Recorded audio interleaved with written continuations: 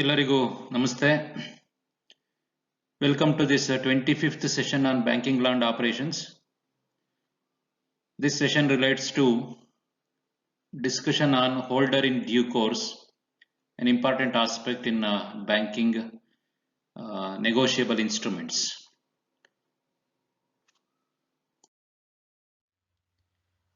Let us recap the parties to negotiable instruments here. We have already discussed under respective negotiable instruments who are all the parties who comes under those particular negotiable instruments. Here the reason behind recapping is to know who is holder in due course. If we know all the parties who will be participating in various negotiable instruments, we will be in a position to clearly understand who is holder in due course. In the case of promissory note, we discussed only two parties, maker and payee. If the certificate or the note, promissory note is there with the maker, he will also be called as holder. Or if he endorses that promissory note to somebody else, that somebody else will become holder. Then endorser and endorsee.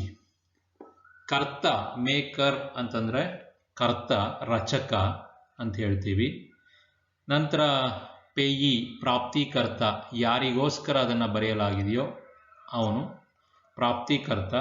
Holder ಅಂತಂದ್ರೆ ಧಾರಕ, ಯಾರ ಹತ್ರ ಆ ಒಂದು ಪತ್ರ ಇರುತ್ತೋ, ಆ ವಾಗ್ದಾನ ಪತ್ರ ಇರುತ್ತೋ ಅವನನ್ನು ಹೋಲ್ಡರ್ ಅಂತೇಳಿ ಅಥವಾ ಧಾರಕ ಅಂಥೇಳಿ ಕರಿತೀವಿ. ಎಂಡಾರ್ಸರ್ ಇಂಬರಹಗಾರ, ಎಂಡಾರ್ಸಿ ಇಂಬರಹ ಧಾರಕ. ಇಂಬರಹಗಾರ ಆ ಒಂದು ಪತ್ರವನ್ನು ಒಬ್ಬರಿಂದ ಒಬ್ಬರಿಗೆ ನೆಗೋಷಿಯೇಟ್ ಮಾಡೋದಕ್ಕೋಸ್ಕರ ಮತ್ತೊಬ್ಬರಿಗೆ ವರ್ಗಾವಣೆ ಮಾಡಿದಾಗ ಆ ಒಂದು ಪತ್ರದ ಹಿಂಭಾಗದಲ್ಲಿ ಸಹಿ ಮಾಡಿ ಇಂಥವರಿಗೆ ವರ್ಗಾವಣೆ ಮಾಡಲಾಗಿದೆ ಅಂತ ಹೇಳಿದಾಗ ಅದನ್ನು ಎಂಡಾರ್ಸರ್ ಅಂತ ಹೇಳ್ತೀವಿ.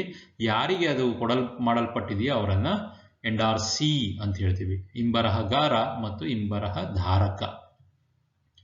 In case of bill of exchange, there will be 9 parties.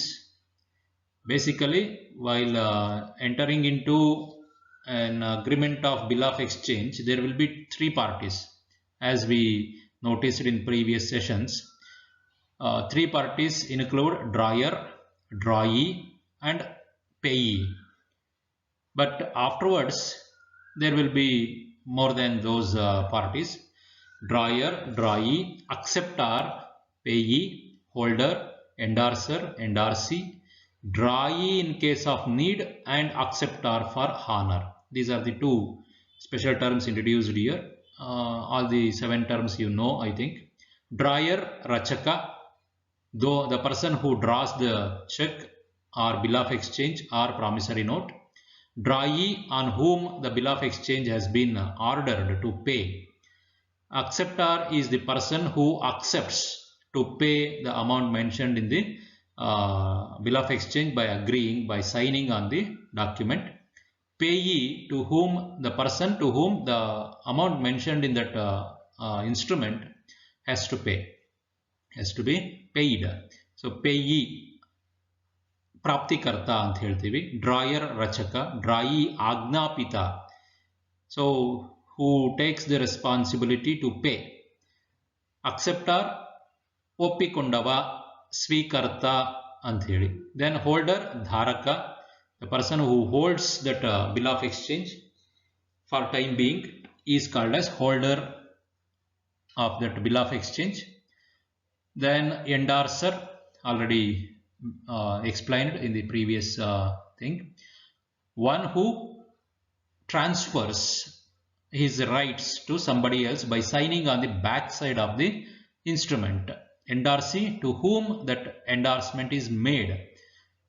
ಇಂಬರಹಗಾರ, ಇಂಬರಹ ಧಾರಕ, ಯಾರು ಅದನ್ನು ಮತ್ತೊಬ್ಬನಿಗೆ ಅದರ ಮೇಲಿರುವಂಥ ಅಧಿಕಾರವನ್ನು ವರ್ಗಾವಣೆ ಮಾಡ್ತಾನೋ ಸಹಿ ಹಾಕುವುದರ ಮುಖಾಂತರ ಒಂದು ವಿನಿಮಯ ಪತ್ರದ ಹಿಂಭಾಗದಲ್ಲಿ ಸಹಿ ಮಾಡಿ ಮತ್ತೊಬ್ಬರಿಗೆ ಅದರ ಹಕ್ಕುಗಳನ್ನು ವರ್ಗಾಯಿಸ್ತಾನೋ ಅವನನ್ನು ಇಂಬರಹಗಾರ ಅಂತ ಹೇಳ್ತೀವಿ.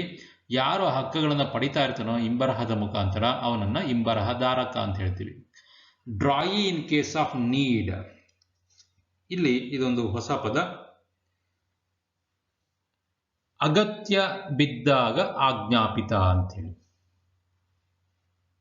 ಅಂದರೆ ಆ ಒಬ್ಬ ಆಜ್ಞಾಪಿತ ಒಪ್ಪಿಕೊಳ್ಳಲಿಲ್ಲ ಅಂತಂದಾಗ ಮತ್ತೊಬ್ಬನ್ನ ಅಲ್ಲಿ ಸೇರಿಸಲಾಗುತ್ತೆ. ಆ ವ್ಯಕ್ತಿಯನ್ನ drawee in case of need, ಅಗತ್ಯದಲ್ಲಿ ಆಜ್ಞಾಪಿತ ಅಂತೇಳಿ. ಅಕ್ಸೆಪ್ಟರ್ ಫಾರ್ ಹಾನರ್, ಗೌರವಯುತ ಸ್ವೀಕರ್ತ ಅಂತ ಹೇಳಿ ಕರಿತೀವಿ ಇವರನ್ನ.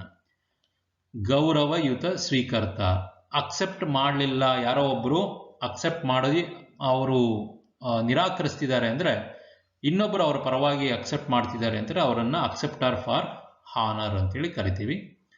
ಇನ್ case of cheque we have 6 parties: drawer, drawee, payee, holder, endorser and endorsee. These things I hope you can understand, have been explained in the previous bill of exchange. Okay, let us move on. Drawer or maker, already explained. The person who makes or draws the bill of exchange or a check is called the drawer. The person who makes the promissory note is called the maker. Drawee, in case of a bill, he is the person on whom the bill is drawn and is directed to pay. In case of a check, he is always a banker, since check is always drawn on a bank. ಆಜ್ಞಾಪಿತ ಅಂತ ಆಗ್ಲೇ ಹೇಳಿದೆ, ಯಾರ ಮೇಲೆ ಆ ಒಂದು ಹಣವನ್ನು ನೀಡಬೇಕಾಗಿದೆ ಅಂತ ನಿರ್ದೇಶನ ನೀಡಲಾಗಿದೆಯೋ ಆ ವ್ಯಕ್ತಿಯನ್ನ ಆಜ್ಞಾಪಿತ ಅಂತ ಹೇಳ್ತೀವಿ. ಆಜ್ಞೆಯನ್ನ ಪಡೆದಿರುವವನು ಅಂತೇಳಿ. ಇದು ಬಿಲ್ ಆಫ್ ಎಕ್ಸ್ಚೇಂಜ್ ಅಲ್ಲಿ ಯಾವುದೇ ವ್ಯಕ್ತಿ ಆಗಿರಬಹುದು, ಆದರೆ in the case of cheque he is always a banker because check is always drawn on a bank. So ಇನ್ನು ಚೆಕ್ಕಿನ ಒಂದು ವಿಚಾರಕ್ಕೆ ಬಂದ್ರೆ ಅವನು ಯಾವಾಗಲೂ ಬ್ಯಾಂಕರ್ನೇ ಆಗಿರ್ತಾನೆ. ಆಜ್ಞಾಪಿತ ಯಾವಾಗಲೂ ಬ್ಯಾಂಕರ್ನೇ ಆಗಿರ್ತಾನೆ. ಯಾಕಂದ್ರೆ ಚೆಕ್ಕುಗಳನ್ನು ಯಾವಾಗಲೂ ಬ್ಯಾಂಕರ್ನ ಮೇಲೆಯೇ ಬರೆಯಲಾಗುತ್ತೆ. ಯಾರ ಪರವಾಗಿ ಆ ಒಂದು ಚೆಕ್ಕನ್ನು ಬರೆಯಲಾಗಿರುತ್ತೋ ಆ ವ್ಯಕ್ತಿ ಆ ಒಂದು ಚೆಕ್ಕನ್ನು ಬ್ಯಾಂಕರ್ನ ಹತ್ರ ಅದನ್ನು ಕೊಟ್ಟು ಹಣವನ್ನು ಪಡಿಬೇಕಾಗುತ್ತೆ. ಹಣ ಕೊಡುವಂತಹ ಜವಾಬ್ದಾರಿ ಬ್ಯಾಂಕರ್ನಾಗಿರುತ್ತಾನೆ. ಅದರಿಂದಾಗಿ ಅವನನ್ನು ಆಜ್ಞಾಪಿತ ಅಂತ ಹೇಳಿ ಕರಿತೀವಿ. Acceptor, the drawee of a bill of exchange becomes the acceptor when he accepts the bill, gives his assent, acceptance, consent to the bill and delivers the bill back to the drawer or payee or holder of such a bill. So ಯಾರು ಒಪ್ಪಿಗೆಯನ್ನು ಸೂಚಿಸ್ತಾರೆ, ಒಪ್ಪಿಗೆಯನ್ನು ಸೂಚಿಸೋದಂದ್ರೆ ಅವನು ಸಹಿ ಮಾಡೋದ್ರ ಮುಖಾಂತರ ಜವಾಬ್ದಾರಿಯನ್ನು ವಹಿಸ್ಕೊಳ್ತಿದ್ದಾನೆ ಅಂತ ಅರ್ಥ. ಆ ಜವಾಬ್ದಾರಿಯನ್ನು ವಹಿಸ್ಕೊಂಡ್ರೆ ಅವನನ್ನ ಅಕ್ಸೆಪ್ಟಾರ್ ಅಂತ ಹೇಳಿ ಕರಿತೀವಿ. Next is payee, the person named in the bill, promissory note or a check to whom or to whose order the money is to be paid is called the payee. In a bill or a check, the drawer may himself be the payee or any other person. ಪ್ರಾಪ್ತಿಕರ್ತ ಅಂತ ಹೇಳ್ತೀವಿ ಕನ್ನಡದಲ್ಲಿ. ಇದನ್ನ ಯಾವ ಹೆಸರನ್ನ, ಯಾವ ವ್ಯಕ್ತಿಯ ಹೆಸರನ್ನ ಆ ಒಂದು ವಿನಿಮಯ ಪತ್ರ, ವಾಗ್ದಾನ ಪತ್ರ ಅಥವಾ ಚೆಕ್ಕಿನ ಮೇಲೆ ಬರೆಯಲಾಗಿದೆಯೋ ಅಥವಾ ಯಾರ ಆದೇಶಕ್ಕೆ ಅನುಗುಣವಾಗಿ ಆ ಹಣವನ್ನು ನೀಡಬೇಕೆಂದು ಸೂಚಿಸಲಾಗಿದೆಯೋ ಆ ವ್ಯಕ್ತಿಯನ್ನ ಪ್ರಾಪ್ತಿಕರ್ತ ಅಂತ ಹೇಳ್ತೀವಿ. ಮೊದಲ ಬಾರಿಗೆ ಆ ವ್ಯಕ್ತಿಯ ಹೆಸರನ್ನ ಬರೆಯಲಾಗುತ್ತೆ. ಇಂಬರಹಗಳ ಆದ ನಂತರ, ಅಂದ್ರೆ ಒಬ್ಬರಿಂದ ಒಬ್ಬರಿಗೆ ಆ ಒಂದು ಪತ್ರ ಒಬ್ಬರಿಂದ ಅವರಿಗೆ ವರ್ಗಾವಣೆ ಆದಂಥ ಸಂದರ್ಭದಲ್ಲಿ ಯಾವ ವ್ಯಕ್ತಿ ಕೊಡಮಾಡಬೇಕೆಂದು ಅದರಲ್ಲಿ ಇಂಬರಹ ಬರೆಯಲಾಗಿರುತ್ತದೋ ಆತ ಪ್ರಾಪ್ತಿಕರ್ತನಾಗಿ ಮುಂದುವರಿತಾ ಹೋಗ್ತಾನೆ. ಎಷ್ಟು ಬಾರಿ ಅದು ವರ್ಗಾವಣೆ ಆಗುತ್ತೋ ಆ ರೀತಿಯಾಗಿ. So in case of endorsement, the payee will get changed from person to person. So whose name is mentioned, who or to whose order the money is to be paid on such a instrument, then the person will be called as payee. In a bill or a check, the drawer may himself become payee. Drawer may himself order the drawee to pay self. So here, ಅಂದರೆ ನಾನು ಹೇಳ್ತಿರೋವಂಥದ್ದು cheque ಮತ್ತು ಬಿಲ್ಲುಗಳಲ್ಲಿ ಅದು promissory ನೋಟಲ್ಲಿ ಇದಾಗೋದಿಲ್ಲ. ವಾಗ್ದಾನ ಪತ್ರದಲ್ಲಿ ಇದು ಪ್ರಾಪ್ತಿಕರ್ತ ಬೇರೆ ಮತ್ತೆ ರಚಕ ಬೇರೆ ಬೇರೆ ಆಗಿರ್ತಾರೆ. ಆದರೆ ಚೆಕ್ಕು ಮತ್ತೆ ವಿನಿಮಯ ಪತ್ರಗಳಲ್ಲಿ ರಚಕ ಮತ್ತು ಪ್ರಾಪ್ತಿಕರ್ತ ಇಬ್ರು ಒಂದೇ ಆಗೋದಕ್ಕೂ ಸಾಧ್ಯತೆ ಇದೆ. ಅಂದ್ರೆ ಈಗ ಚೆಕ್ಕನ್ನು ನಮಗೆ ಬೇಕು, ಪೇ ಸೆಲ್ಫ್ ಅಂತೇಳಿ ಬ್ಯಾಂಕರ್ಗೆ ಕೊಡಬಹುದು. ಆತ ನಮ್ಮನ್ನೇ ನೋಡಿ ನಮಗೆ ಹಣವನ್ನು ಕೊಡ್ತಾನೆ. ಆಗ ನಾವೇ ಪೇಯಿ ಆಗ್ತೀವಿ, ಅದನ್ನು ಬರೆದವರು ನಾವೇ ಆಗಿರ್ತೀವಿ. ಆ ರೀತಿಯಾಗಿ ಪೇಯಿ ಅಂತೇಳಿ. Endorser, the person who endorses the bill, note or cheque to another is called endorser, ಇಂಬರಹಗಾರ. Then the person to whom the bill, note, check has been endorsed is called the endorsee. Endorsee ಅಂತಾನೂ ಹೇಳ್ತಾರೆ, endorsee ಅಂತಾನೂ ಹೇಳ್ತಾರೆ. Don't get confused. I ಜಾಗದಲ್ಲಿ E ಬರುತ್ತೆ. So the person to whom the bill, note, check has been endorsed is called endorsee, ಇಂಬರಹಧಾರಕ. ಯಾವ ವ್ಯಕ್ತಿಯ ಮೇಲೆ ಆ ಒಂದು ಇಂಬರಹವನ್ನು ಬರೆಯಲಾಗಿದೆಯೋ ಆ ವ್ಯಕ್ತಿಯನ್ನು ಇಂಬರಹಧಾರಕ ಅಂತ ಹೇಳಿ ಕರೀತಾರೆ. Next, drawee in case of need. ಇದು ನಿಮಗೆ ಹೊಸ ಪದ ಇಲ್ಲಿ. Section 7 of negotiable instruments act says, when in the bill or in any endorsement the name of any person is given, he need not be the person party to that instrument.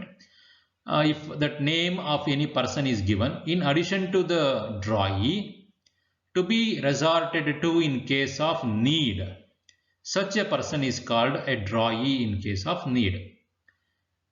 If drawee is not available, if drawee is rejecting to accept that order to pay, in such a case some other person may be included in the beginning itself as a person in need.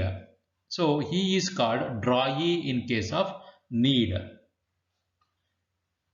ಕೆಲವು ಸಲ ರಚಕನು ಇಲ್ಲವೇ ಯಾವುದೇ ಧಾರಕ ವಿನಿಮಯ ಪತ್ರದಲ್ಲಿ ಮೂಲ ಆಜ್ಞಾಪಿತನ ಹೆಸರಿನೊಂದಿಗೆ, ಅಂದರೆ ಮೊದಲು ಬರೆದಿರುವಂತಹ ಆಜ್ಞಾಪಿತನ ಹೆಸರಿನೊಂದಿಗೆ ಇನ್ನೊಬ್ಬ ಆಜ್ಞಾಪಿತನನ್ನು ಸೇರಿಸುವುದುಂಟು. ಇವನಿಗೆ ಅಗತ್ಯದ ಆಜ್ಞಾಪಿತ ಅಂತ ಕರೀತಾರೆ. ಮೂಲ ಆಜ್ಞಾಪಿತ ವಿನಿಮಯ ಪತ್ರವನ್ನ ಸ್ವೀಕರಿಸದಿದ್ದರೆ ಅಗತ್ಯದ ಆಜ್ಞಾಪಿತನ ಅದನ್ನು ಸ್ವೀಕರಿಸುತ್ತಾನೆ. ಆಗ ರಚಕನಿಗೆ ಯಾವುದೇ ರೀತಿಯ ತೊಂದರೆ, ಅಂದರೆ ಇಲ್ಲೇನು ಪ್ರಾಪ್ತಿಕರ್ತನಿಗೆ ಯಾವುದೇ ರೀತಿಯ ತೊಂದರೆ ಆಗದ ರೀತಿಯಲ್ಲಿ ನಡೆದುಕೊಳ್ಳಲಾಗುತ್ತೆ. ಅಂದರೆ ಮೂಲವಾಗಿ ಯಾರು ಆಜ್ಞಾಪಿತನಾಗಿರ್ತಾನೆ ಆ ಆಜ್ಞಾಪಿತ ಆ ಒಂದು ಪತ್ರವನ್ನು ಸ್ವೀಕರಿಸೋದಿಲ್ಲ, ಆ ಒಂದು ಪತ್ರವನ್ನು ನಿರಾಕರಿಸ್ತಾನೆ ಅಂತಂದಾಗ ಅವನ ಜಾಗದಲ್ಲಿರುವಂಥ ಇನ್ನೊಬ್ಬ ವ್ಯಕ್ತಿ, ಮೊದಲೇ ಅವನನ್ನು ಸೇರಿಸಲಾಗಿರುತ್ತೆ, ಅವನು ಒಪ್ಕೊಂಡಿರ್ತಾನೆ, ಆ ವ್ಯಕ್ತಿಯನ್ನ drawee in case of need ಅಂತೇಳಿ, ಅಗತ್ಯದ ಆಜ್ಞಾಪಿತ ಅಂಥೇಳಿ ಕರಿತೀವಿ. Next is acceptor for honour. Where a bill is dishonoured by the drawee by non acceptance, a stranger may be allowed to accept the bill for the honour of the drawer or any other party thereto. Such a person is called acceptor for honor. You read once again. Where a bill is dishonored by the drawee by non-acceptance, a stranger may be allowed to accept the bill for the honor of the drawer or any other party thereto. Such a person is called acceptor for honor. That stranger may be anybody, son on behalf of father, a brother on behalf of elder brother or somebody else. So like that, any person, a stranger, a friend may be allowed to accept the bill for the honor of the drawer.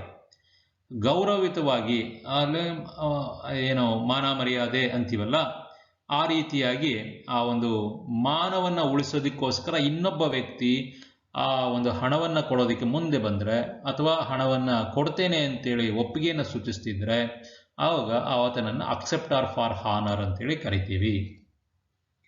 ಗೌರವ ಸ್ವೀಕರ್ತ ಅಂತ ಹೇಳ್ತಾರೆ. ಆಜ್ಞಾಪಿತನು ವಿನಿಮಯ ಪತ್ರವನ್ನು ಸ್ವೀಕರಿಸಲು ನಿರಾಕರಿಸಿದಾಗ, if the bill is dishonoured by the drawee, ನಿರಾಕರಿಸಿದ ನಂತರ ಅದರ ಟಿಪ್ಪಣಿ ಮತ್ತು ಪ್ರಾಮಾಣೀಕರಣದ ಮಾಡಿದ ನಂತರ ವಿನಿಮಯ ಪತ್ರದ ರಚಕ ಮತ್ತು ಅದಕ್ಕೆ ಸಂಬಂಧಿಸಿದ ಇತರ ವ್ಯಕ್ತಿಗಳ ಗೌರವ ರಕ್ಷಣೆಗಾಗಿ ಧಾರಕನ ಸಮ್ಮತಿಯನ್ನ ಪಡೆದು ಯಾವನೊಬ್ಬ ವ್ಯಕ್ತಿಯು ಆ ವಿನಿಮಯ ಪತ್ರವನ್ನು ಸ್ವೀಕರಿಸುವನೋ ಆ ವ್ಯಕ್ತಿಯನ್ನ ಗೌರವ ಸ್ವೀಕರ್ತ ಅಂತ ಹೇಳಿ ಕರೀತಾರೆ. ನಂತರ ಪೇಯರ್ ಫಾರ್ ಹಾನರ್, ಹೇಗೆ ಅಕ್ಸೆಪ್ಟರ್ ಫಾರ್ ಹಾನರ್ ಇದಾರೋ ಹಾಗೆ ಪೇಯರ್ ಫಾರ್ ಹಾನರ್, ಗೌರವಯುತ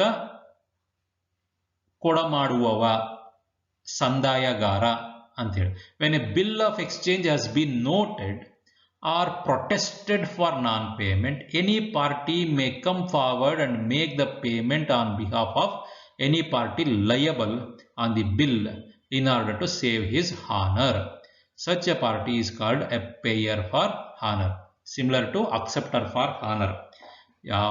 ಆ ಒಂದು ಬಿಲ್ ಆಫ್ ಎಕ್ಸ್ಚೇಂಜ್ ಅಥವಾ ವಿನಿಮಯ ಪತ್ರವನ್ನು ಕೊಡಮಾಡದೆ ನಿರಾಕರಿಸಲ್ಪಡ್ತಾ ಇದೆ ಅಂತಂದಾಗ ಗೌರವಯುತವಾಗಿ ಒಬ್ಬರ ಗೌರವವನ್ನು ಉಳಿಸೋದಕ್ಕೋಸ್ಕರ ಹಣವನ್ನ ನೀಡುವಂತಹ ವ್ಯಕ್ತಿ. ಅಕ್ಸೆಪ್ಟರ್ ಅಂದ್ರೆ ಒಪ್ಪಿಕೊಂಡಂತಹ ವ್ಯಕ್ತಿ, ನಾನು ಕೊಡುತ್ತೇನೆ ಅಂತೇಳಿ ಒಪ್ಕೊಂಡಂತವನು. ಪೇಯರ್ ಅಂದ್ರೆ ಕೊಟ್ಟೆ ಬಿಡ್ತಾನೆ ಅಂತೇಳಿ. Party liable on the bill in order to save his honour. His means drawer's honour or drawee's honour. Such a party is called a party for honour. Drawee's honour, ಯಾರು ಆಜ್ಞಾಪಿತ ಇರ್ತಾನೋ ಅವನು ಕೊಡಮಾಡದೇ ಇದ್ದಾಗ ಅವನ ಪರವಾಗಿ ಇನ್ನೊಬ್ಬ ವ್ಯಕ್ತಿ ಅವನ ಗೌರವವನ್ನು ಉಳಿಸೋದಕ್ಕೋಸ್ಕರ ಕೊಡಮಾಡಲ್ಪಟ್ರೆ ಆ ಹಣವನ್ನು ಕೊಟ್ರೆ ಅಂತವನ್ನ ಪೇಯರ್ ಫಾರ್ ಹಾನರ್ ಅಂತೇಳಿ ಕರಿತೀವಿ.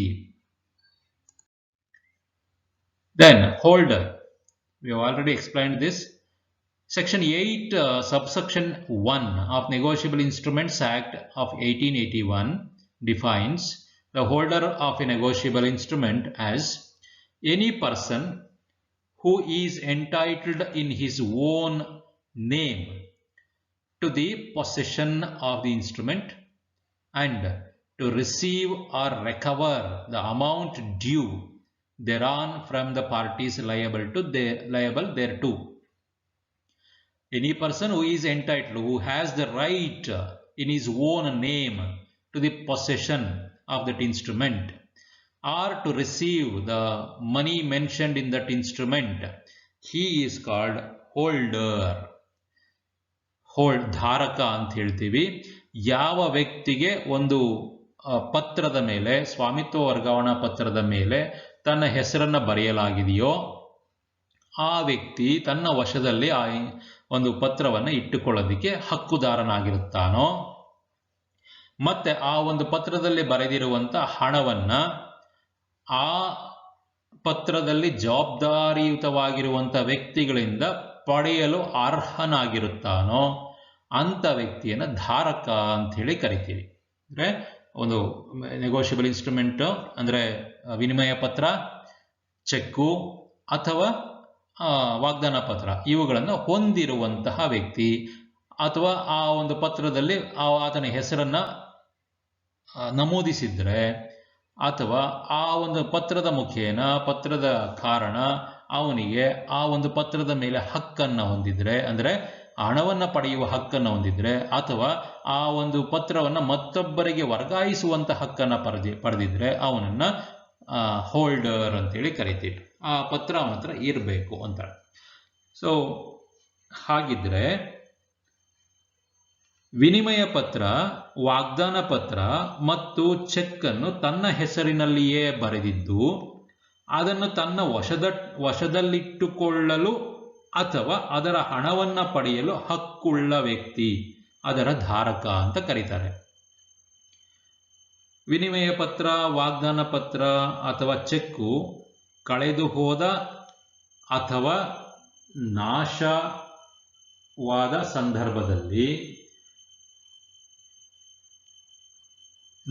ಸಂದರ್ಭದಲ್ಲಿ ಅದರ ಸ್ವಾಮಿತ್ವವನ್ನು ಹೊಂದಿದ ವ್ಯಕ್ತಿಯು ಅದರ ಧಾರಕನಾಗಿರುತ್ತಾನೆ. ಇದು ಇದು ಮುಂದುವರೆದ ಭಾಗ. ಈ ಮುಂದುವರೆದ ಭಾಗದಲ್ಲಿ ನಿಮಗೆ ಗೊತ್ತಾಗ್ತಿದೆ.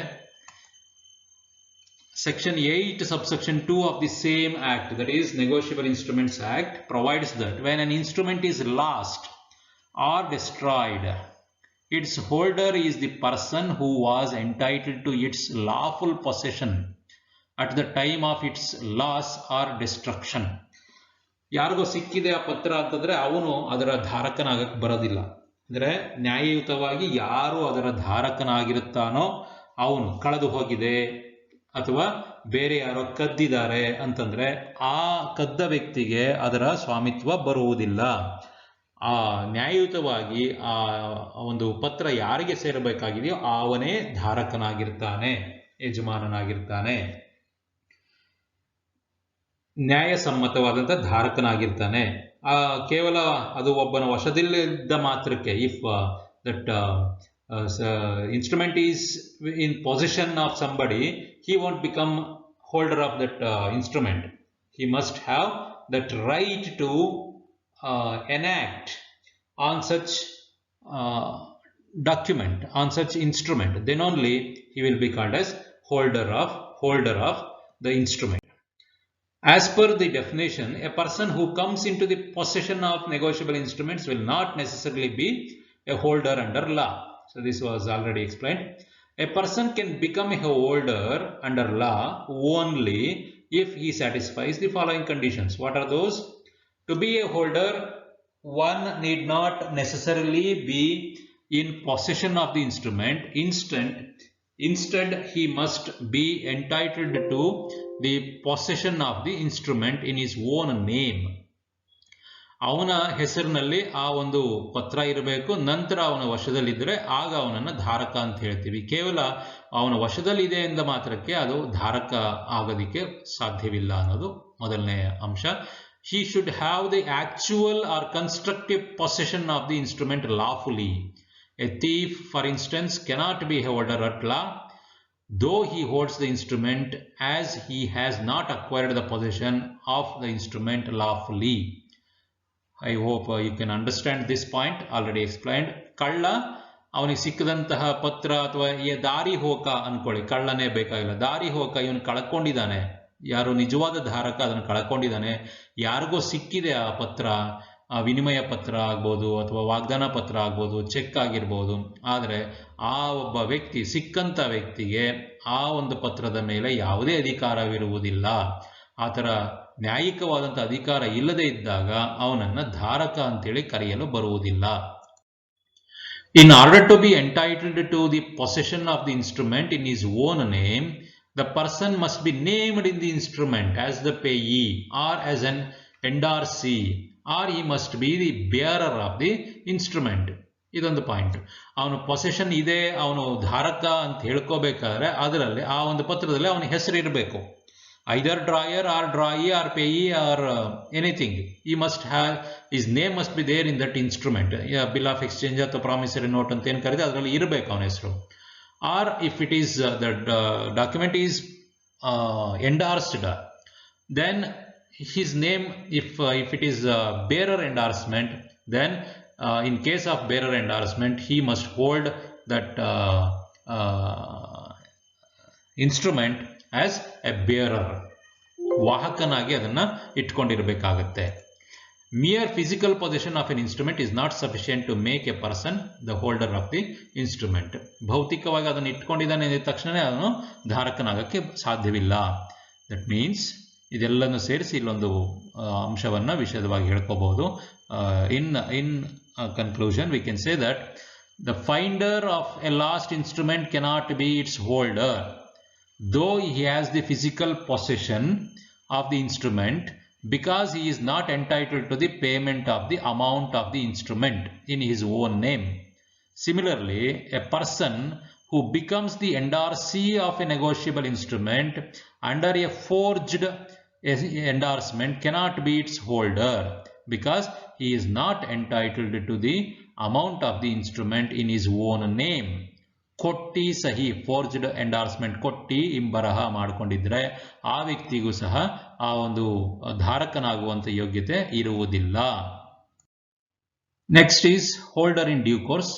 After knowing who is a holder, let us understand who is holder in due course. Section 9 of the Negotiable Instruments Act 1881 defines a holder in due course as, quotes open, any person who for a consideration became the possessor of a promissory note, bill of exchange or check, if payable to bearer or the payee or endorsee thereof, if payable to order before the amount mentioned in it became payable, without having sufficient cause to believe that any defect existed in the title of the person from whom he derived his title. You read once again, you will understand. Holder in due course is any person who, for a consideration, there should be a consideration paid to receive that instrument, or because of that consideration, that other person has transferred this instrument to him, this person. So, became the possessor of a promissory note, bill of exchange or check, anything. So, all the three instruments have been mentioned here. Basically, negotiable instrument. If payable to bearer, then the payee or endorsee thereof, he becomes payee or endorsee of that instrument. If payable to order, then also he will become holder in due course. If endorsed to the order before the amount mentioned in it became payable, that is before the maturity of that instrument, before the date of maturity of that instrument, without having sufficient cause to believe that any defect existed in the title of the person from whom he received it. With good faith, that means the last two lines means with good faith. So ಇಲ್ಲಿ ಕಾಲಾನುಕ್ರಮ ಧಾರಕ ಅಂತ ಹೇಳಿ ಕರಿತೀವಿ. ಕಾಲಾನುಕ್ರಮ ಧಾರಕ ಅಂದ್ರೆ ಅವನೊಬ್ಬ ಧಾರಕನೇ, ಪತ್ರದ ವಿನಿಮಯ ಪತ್ರ ಅಥವಾ ವಾಗ್ದಾನ ಪತ್ರ ಅಥವಾ ಚೆಕ್ಕಿನ ಧಾರಕನಾಗಿರ್ತಾನೆ. ಧಾರಕ ಅಂದ್ರೆ ಈಗಾಗಲೇ ನಾವು ವಿವರಿಸಿದ್ದೇವೆ. ಆ ಒಂದು ಧಾರಣೆಯನ್ನ ಅವನು ಪ್ರತಿಫಲಕ್ಕಾಗಿ ಪಡೆದಿರ್ತಾನೆ. ಒಂದು ಪತ್ರದ ಮೇಲಿನ ಧಾರಣೆಯನ್ನ ಅವನು ಪ್ರತಿಫಲಕ್ಕಾಗಿ ಪಡೆದಿರ್ತಾನೆ. ಆ ಪ್ರತಿಫಲವನ್ನ ಪಡೆಯೋದಿಕ್ಕೆ ಅವನು ವಾಹಕನಾಗಿದ್ದರೆ ಪ್ರಾಪ್ತಿಕರ್ತನಾಗ್ತಾನೆ ಅಥವಾ ಇಂಬರಹ ಧಾರಕನಾಗ್ತಾನೆ. ಇಫ್ ಪೇಯಬಲ್ ಟು ಆರ್ಡರ್, ಆಜ್ಞೆಗೆ ಪರವಾಗಿ ಕೊಡೋದಾದ್ರೆ ಇವನು ಆಜ್ಞೆಯನ್ನು ಹೊಂದಿರ್ತಾನೆ. ಅಂದ್ರೆ ಈ holds A right on that instrument before the amount mention it become payable. ಅಂದ್ರೆ ಅದು ಪರಿಪಕ್ವತೆ ಆಗುವುದಕ್ಕಿಂತ ಮುಂಚೆನೆ ಅದನ್ನ ಒಂದು ಬೆಲೆಯನ್ನು ಕೊಟ್ಟು ಕೊಂಡ್ಕೊಳ್ತಾನೆ ಅಥವಾ ಬೆಲೆಗಾಗಿ ಸ್ವೀಕರಿಸ್ತಾನೆ, ಒಂದು ಮೌಲ್ಯಕ್ಕಾಗಿ ಒಂದು ಪ್ರತಿಫಲಕ್ಕಾಗಿ ಸ್ವೀಕರಿಸಿರ್ತಾನೆ. ಅಂದ್ರೆ ಇಲ್ಲಿ ಅರ್ಥ ಪರಿಪಕ್ವತೆ ಮುಗಿದ ನಂತರ, ಅಂದ್ರೆ ಮೆಚುರಿಟಿ ಪೀರಿಯಡ್ ಮುಗಿದ ನಂತರ ಪಡ್ಕೊಂಡ್ರೆ ಅದಕ್ಕೆ ಬೆಲೆ ಇಲ್ಲ. ಆ ಒಂದು ಪತ್ರ ಇನ್ನು ವಾಯ್ದೆ ಮುಗಿದಿರೋದಿಲ್ಲ. ಮೆಚುರಿಟಿ ಅಂದ್ರೆ ಇಲ್ಲ ಅರ್ಥ ಪರಿಪಕ್ವತೆ, ವಾಯ್ದೆ ಮುಗಿಯದೇ ಇರುವಂತದ್ದು, ಅದನ್ನು ಪಡ್ಕೊಂಡಿರ್ಬೇಕು. ಮತ್ತೆ ಆ ಪಡ್ಕೊಂಡಿರುವಂತಹ ಒಂದು ರೀತಿ ಹೇಗಿರ್ಬೇಕು ಅಂದ್ರೆ ಸದ್ಭಾವನೆಯಿಂದ, ಅಂದ್ರೆ ಹಿಂದಿನ ವ್ಯಕ್ತಿಗೆ ನಿಜವಾಗಲೂ ಸರಿಯಾದ ಸ್ವಾಮಿತ್ವ ಇತ್ತು ಅಂತಂದುಕೊಂಡು ಊಹೆ ಮಾಡಿಕೊಂಡು ಯಾವುದೇ ರೀತಿಯ ನಿಷ್ಕಲ್ಮಶವಾಗಿ ಆ ಒಂದು ಪತ್ರವನ್ನು ಪಡೆದಿದ್ರೆ ಅವನನ್ನ ಕಾಲಾನುಕ್ರಮ ಧಾರಕ ಅಂತೇಳಿ ಕರಿತೀವಿ. So, in simple, according to this definition, a holder in due course is the holder of a negotiable instrument, any negotiable instrument, who becomes its possessor before its maturity for value, before its maturity for a consideration, in good faith and without having sufficient cause to believe that any defect existed in the title of the transferor. That is the simple way. Okay. As per the definition which we have observed previously, a person can become a holder in due course if he satisfies some conditions. What are those conditions to be satisfied to become a holder in due course? ಒಬ್ಬ ವ್ಯಕ್ತಿ ಕಾಲಾನುಕ್ರಮ ಧಾರಕನಾಗಬೇಕಾದ್ರೆ ಕೆಲವು ಷರತ್ತುಗಳನ್ನು ಪಾಲಿಸಬೇಕಾಗತ್ತೆ. ವಾಕ್ಯದಲ್ಲಿ ನೋಡೋ ಹಾಗೆ ಆ ಷರತ್ತುಗಳು ಯಾವ್ಯಾವು?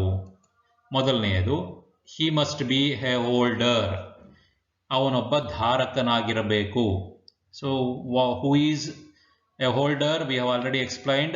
He must have the possession of that instrument, and he must have that right to act upon that instrument on his own to recover the money or to transfer it to somebody else by endorsement.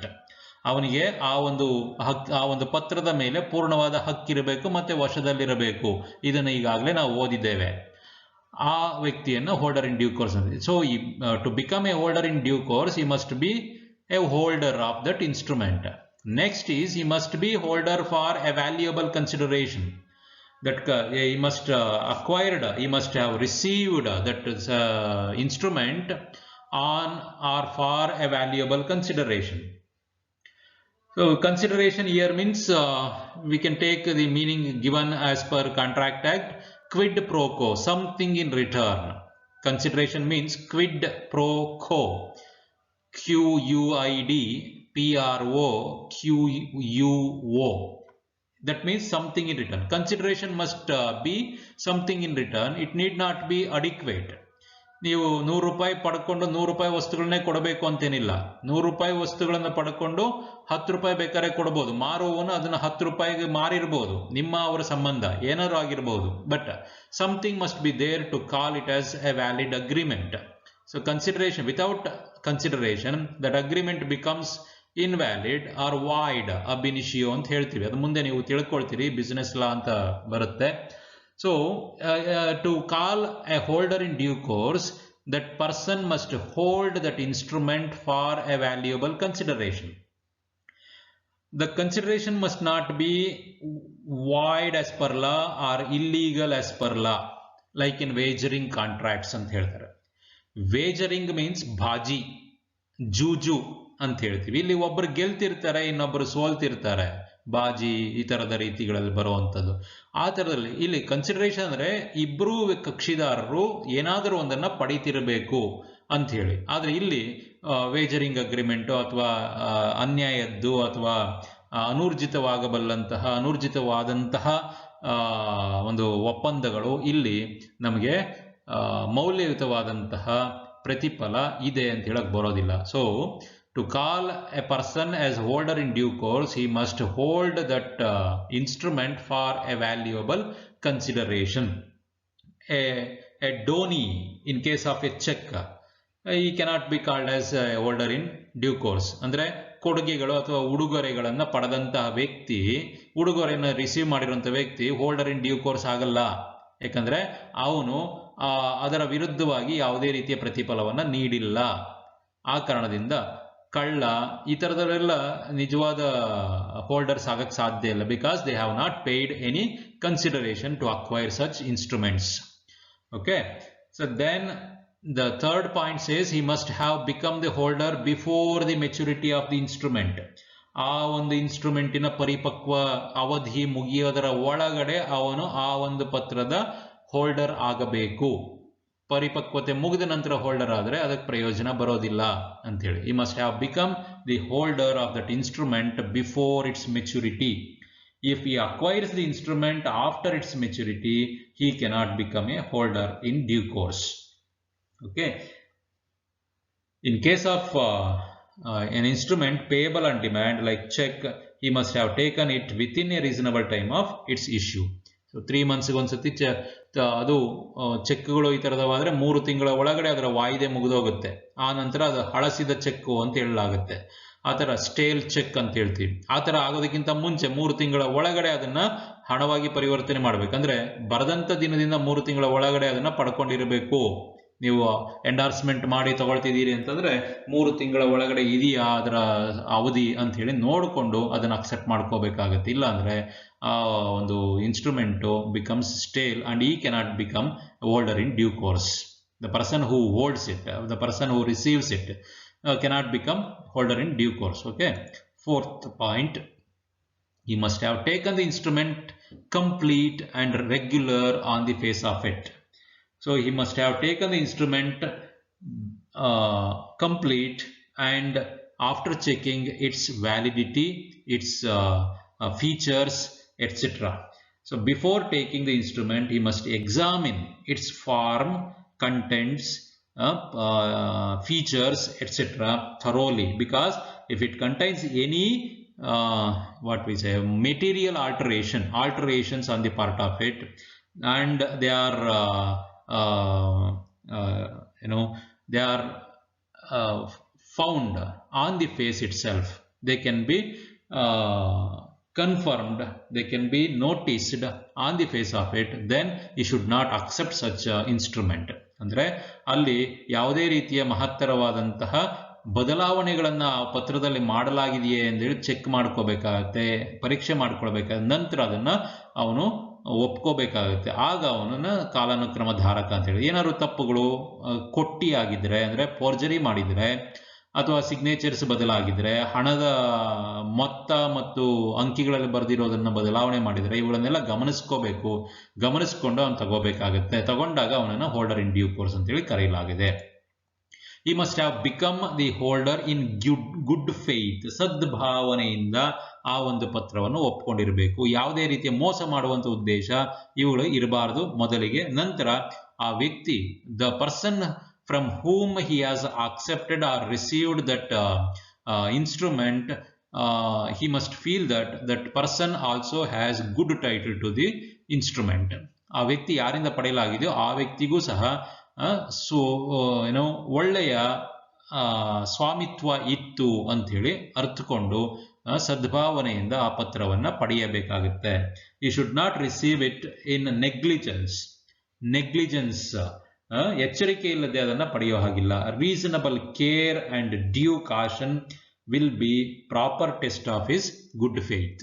So he must have checked all the things and he must taken reasonable care. If there is something to arouse his suspicion and he takes the instrument without making proper enquiries, then he cannot claim to be a holder in due course. ಅವನು ಮೇಲ್ನೋಟಕ್ಕೆ ಅಲ್ಲಿ ಅಂಕಿಅಂಶಗಳು ತಿದ್ದಿರೋದು ಇವೆಲ್ಲ ಗೊತ್ತಾಗ್ತಿದ್ರು ಸಹ ಅವಳನ್ನು ತಿಳ್ಕೊಂಡ್ರೂ ಸಹ ಅವನು ಪಡ್ಕೊಂಡ್ರೆ ಅವನು ಕಾಲಾನುಕ್ರಮ ಧಾರಕನಾಗೋದಕ್ಕೆ ಸಾಧ್ಯ ಇಲ್ಲ. So that ends the session now.